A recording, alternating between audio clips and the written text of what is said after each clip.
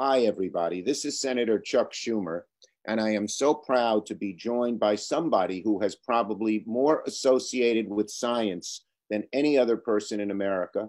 And he has turned his love and knowledge of science into the science of making our planet green once again, of dealing with all of the carbon and other muck that floats into our atmosphere and ruins our planet. So that it won't even be really available to our children and grandchildren. So I want to thank Bill Nye for being our guest here today and for having this little conversation about climate, which has been, for me, it's passionate also, Bill.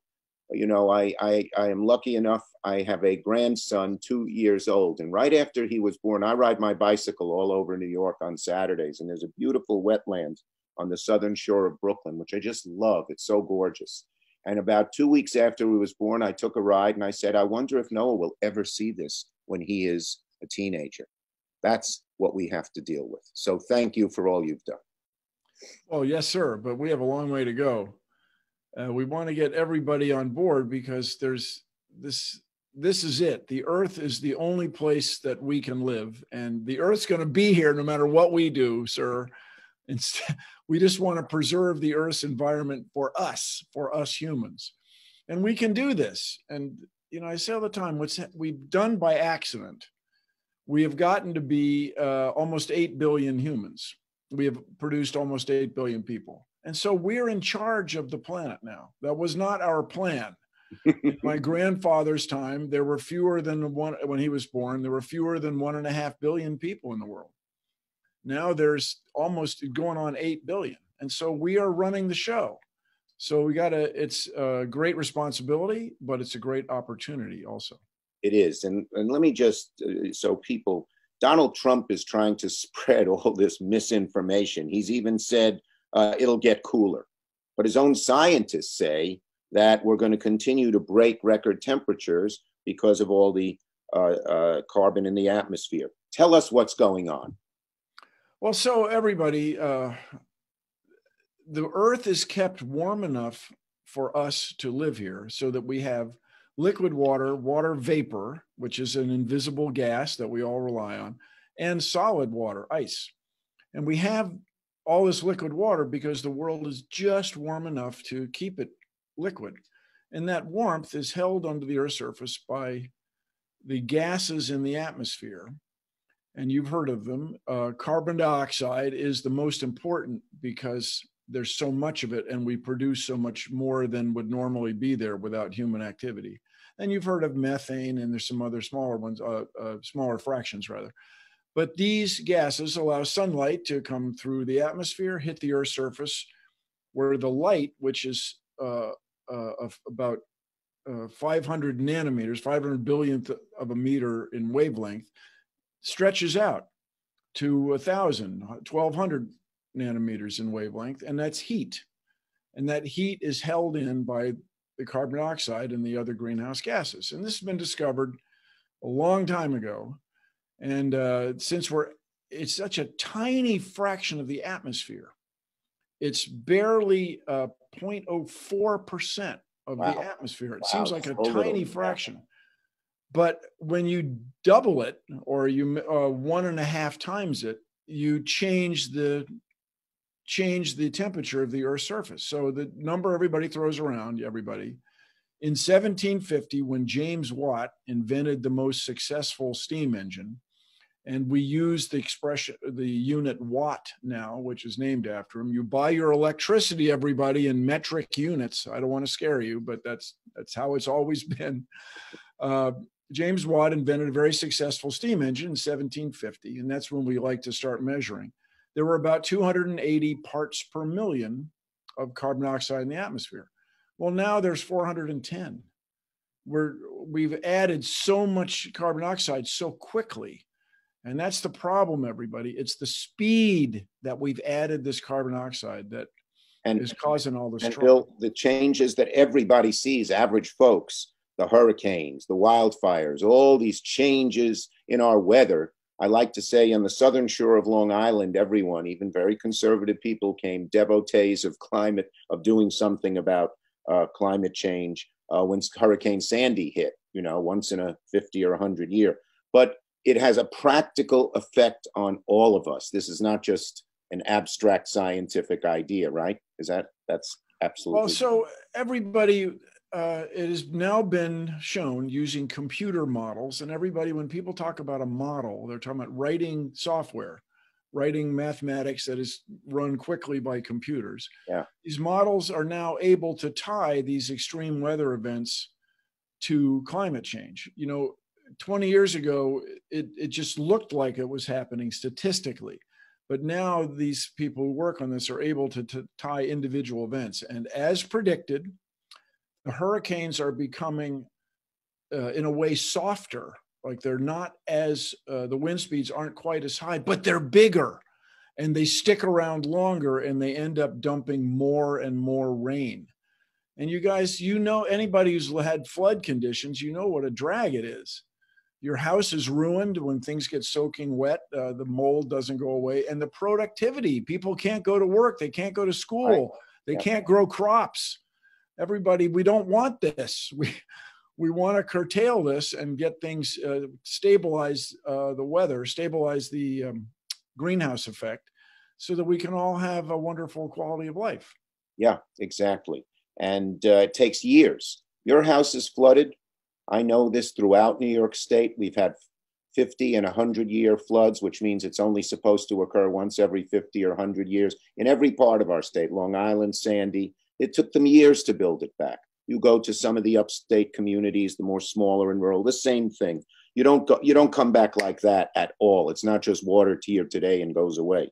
So we're doing a lot about this, and we must do something. And this is my urgency.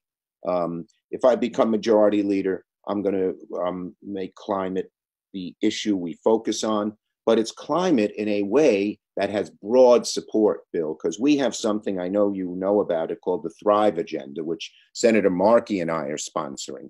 And it's an economic renewal plan that puts millions of Americans back to work by creating good, vibrant, clean energy jobs that rebuild our economy. After COVID, we've lost 10 million jobs, many of them permanent. Well, how do you get people back to work? One of the best ways to do it is put them back to work by dealing with climate change and dealing with the climate crisis. We'll invest in this money. We'll create a lot of new jobs. We'll invest in poor and urban and rural and minority communities that have often been neglected.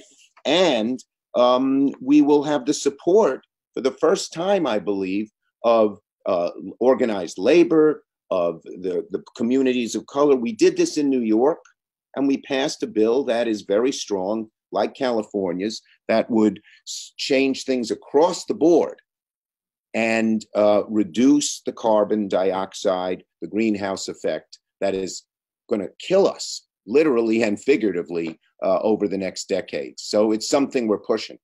So just everybody remember, carbon dioxide is not the strongest greenhouse gas. Oh, right. But it's the most important for us, because we crank out so much of it. Water vapor is a very strong greenhouse gas, but we want that. Yeah. So everybody, we want to be on board together with this thing. There is enough wind and solar power in hitting the United States, hitting North America, to run the whole place right now, if we just decided to do it. And so we can do this, everybody. I think about my parents. Both of my parents were veterans of World War II. My dad was captured from Wake Island, which is way out in the Pacific Ocean, spent 4 years as a prisoner of war. My mother was a code girl, one of the women who was recruited by the Navy to break the Enigma code. She worked on the submarine traffic in the Atlantic Ocean. So they solved this problem in 5 years.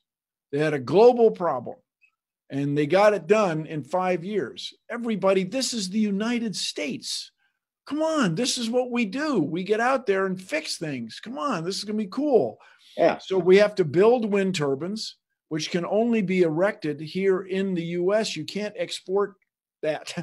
And then we're going to build more efficient solar panels. We're going to orient them properly, and we're going to change our electrical grid from being, which was a very good idea when it started, from centralized production of electricity, then distributing it in spiderweb fashion.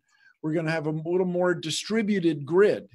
And the way to make that work is with writ large electronics, with software, with managing the electricity more efficiently. This is going to take people sitting and thinking. And we're going to be able to do this. And it's going to take people who can weld. It's going to take people who can farm efficiently. It's good paying jobs. Good, you know, we're worried about good paying jobs. These are it. This is what I'm saying. And so everybody, I was telling Senator Schumer a few minutes ago, my grandfather was in World War I, and he, by all accounts, rode around on a horse. And he, I guess, was a pretty good horseman. I'm sure many of you consider yourselves pretty good car drivers. Well, anyway, he lived through it. But 25 years later, when his daughter was involved in World War II, nobody was riding a horse to go into battle. There are some accounts of certain horses used for transport in Europe. Okay, no. People who are serious about conducting wars did not do it on horses. The whole transportation sector changed completely in just 25 years. We have a proposal that I've put together with a bunch of the other senators called Clean Cars for America. And it's a great proposal. We would give a big rebate to anyone who turned in their internal combustion engine, carbon producing engine, and bought an electric car, or anyone new who buys an electric car. It's a big point of sale rebate, so that by 2030, no new car sold in America would be internal combustion. They'd all be clean. And by 2040, every car on the road. That's just, 20 years from now. Huge. We then will have the government install charging stations at anyone's home who buys the car and on all the roads of America so you can drive. And we do this with American labor, as you said. It's here. It's not going to be exported jobs overseas. And then we help our car companies provide quick, better batteries so that America becomes the center of the electric car industry. Look who's supporting this. It's all the environmental groups, from the more moderate to the most progressive. It's also the unions. First time we've gotten the union membership for the AFL-CIO, the electrical workers, the car unions, the building trades, and Ford and GM, because they don't want to be left out by China as China invests in electric. This is the kind of thing, Joe Biden, by the way, put this in his platform, this Clean Cars for America proposal that we wrote. We could get this done quickly. It's just as you said, we know how to do it. It's the will. One other political point. Why? Why don't we do it? The biggest reason is the dark money from the oil, gas, and coal industries flowing into the coffers of so many politicians. I'll be a little political here, on the Republican side almost exclusively. And they don't want the change. It's not that we don't know how to do it. Bill Nye, the science guy, is right. We know how to do it. It's science. It's the will. And we just have to have the will. And hopefully in the next administration, the will be there, and we'll get this done with a broad, hopefully bipartisan coalition. And if we can do it for cars, and if we can do it for power, we can do it for homes, we can do it for factories, we can do it for agriculture. And wow, the whole human activity that is now poisoning our atmosphere will start cleaning it up. So everybody, I'm a mechanical engineer. Okay. I don't have it here, but I have a book on internal combustion, like thermodynamics. That's how I made a living. Okay. But I now drive a Chevy Bolt with a B, like Bravo, Bolt. It's an electric car. Many of my neighbors have Teslas. Anyway, after you drive an electric car, everybody, you won't go back to internal combustion. They're loud, they're bumpy, they're just so inefficient. And plus, if for those of you who like to drive, the acceleration performance of electric car just as the saying goes, blows internal combustion away. First time someone drove me in a Tesla. He said, "Come in, I have this new car, the Tesla." You know what I said? It's like riding in a magic carpet. It is. That's how it feels, so smooth, and it's great. Tesla's a great vehicle. Anyway, the Chevy Bolt is a U.S. made car. They're fun. And the price is coming down. The batteries are getting more efficient. And then you'll hear people go, well, we can't just put an electric vehicle in everybody's house because the electrical grid isn't set up for it. Well, okay, let's run in circles, scream. No, let's fix it. Come on, let's make it so that everybody can have an electric vehicle. Let's change the grid. And there's this mythic idea that people work with called vehicle to grid, grid to vehicle, where we'd store electricity in everybody's car. Yeah, it's a cool idea, but this is going to take some sitting and thinking. And everybody, what's happened, and I'm sure some of the viewers here may work in the oil industry. What's happened is the oil industry has been very successful at introducing the idea that plus or minus 2% about whether this hurricane should have gone 50 miles to the west or the east is somehow the same as plus or minus 100%. And that's wrong, you guys. And keep in mind that the fossil fuel industry's resources are buried. So if we stop using fossil fuels, their worth goes way down. So as I told those people at Exxon in 1994, let's get in the energy business, not the oil business. Let's use your resources to make these new cool technologies that we can all embrace and change the world. And I'm not kidding you guys. Let's be optimistic. Let's go. And so I'm completely sympathetic to how natural gas and the new technologies that enabled fracturing of rock to get gas out, how that has enabled the United States and other countries to have all this limitless fossil fuel energy. I got that, but we can't do it anymore. We have to stop. 20 years from now, the liabilities will so outweigh the benefits that even people in that industry, many have begun to see it, will all see it. And so if in New York City in the 1920s, the horse manure was so deep, apparently it was knee deep in the Wall Street area in the downtown part of Manhattan. And so people stopped doing it. They came up with a new technology, a new way to get around. And so we are pumping carbon dioxide in the air, which is it's not a poisonous gas. It's not like something you can't tolerate. It's just when we put all this extra carbon dioxide in the air, we're making the world warmer faster than it's ever been, with the possible exception of when it got hit with an asteroid, which is a separate problem. Nothing we want to live through again in either way. Yes, right. So we can do this, everybody. And I have conservative friends. The good news is more and more people across America are realizing we can do it.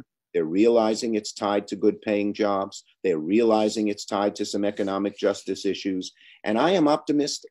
I have never seen more support for the kinds of changes that you're talking about across the broad American spectrum in energy production, whether it's transportation or heating and air conditioning homes, or electricity or manufacturing. We're getting there. And we just need to keep at it to realize just what you have is optimism, American optimism. And we can, just as America has always been optimistic about solving all our previous problems, we should be optimistic we can solve this. There is a way, we just need the will. My job as an elected official is to make sure that will is harnessed to do the kinds of things you're talking about. And Senator, I like to remind people that in the U.S. Constitution, Article 1, Section 8, Clause 8 refers to the progress of science and useful arts. There you go. And so it is really striking that the people who wrote the Constitution used the word science, but the noun scientist had not been coined yet. Mm. They called themselves natural philosophers, but nevertheless, they understood the great value of science and what they called useful arts, which to me is engineering. And Bill, using science to make stuff. One of the things that plagues me is how President Trump and some of the people around him just deny the science. That is weird. We have an analogy here. We have the COVID crisis. By denying the science that the great medical experts told us in terms of COVID, we made it much worse. Trump and others made it much worse. Climate change is that writ large. If we deny the science, if we ignore the science that people like you understand so well and can explain to everybody so well, the crisis we will have with climate will make the COVID crisis, awful as it is, seem tame, even in the number of people who just die because the earth is no longer habitable in the way it used to be in so many parts of the globe. So this is serious stuff, and we need everybody on board to help us push the kind of plan that takes the carbon dioxide, reduces it in the atmosphere, creates jobs, creates equity. We have a great coalition to do it. So another thing I hope you as a leader can help people understand, there's a perception on the conservative side that when somebody gets something, it means they took something from somebody else. Yeah. Yeah. There's this perception that it's the expression, the phrase everybody uses nowadays is zero sum. That is to say, if somebody gets something, that means somebody else had to give it up. No, there's sunlight and wind and water. We can do this. Everybody's quality of life can be much higher. And so let's go at this optimistically. Yeah, there's an American expression that's the opposite of sum zero. Grow the pie. Grow the pie for everybody. We're going to grow the climate pie so that everybody has a nice, healthy piece and is happy. And it'll be a pie that is healthy for you. So I'm excited about the future, but the sooner we get going, the better. You bet. And I just really appreciate you taking the time. Do you have any other things we need to cover? Well, all I would say is to all your listeners, and you have such a great broad listenership, please contact your elected officials. You don't have to know all the details. Tell them we must do something here. We can do something, and it's going to be better economically in terms of equality and in terms of our quality of life for everybody. This is not, as you said, a sum zero game. This is a grow the pie game. That's right. And everybody, please wear a mask. Please. Yes. This is not rocket surgery. Science. It's science. It's science.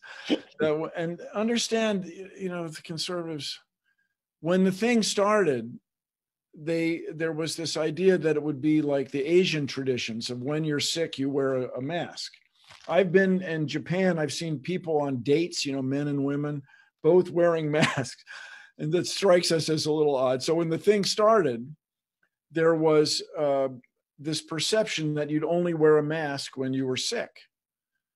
Well, be that as it may, as a few weeks and months went by, it became pretty clear that the main reason this COVID-19 virus moves around is through the air. There was some concern about on surfaces that you touch, but it's through the air.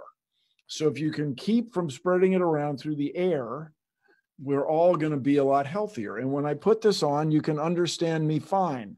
You don't have to take your mask off to talk on the phone when you're in the store.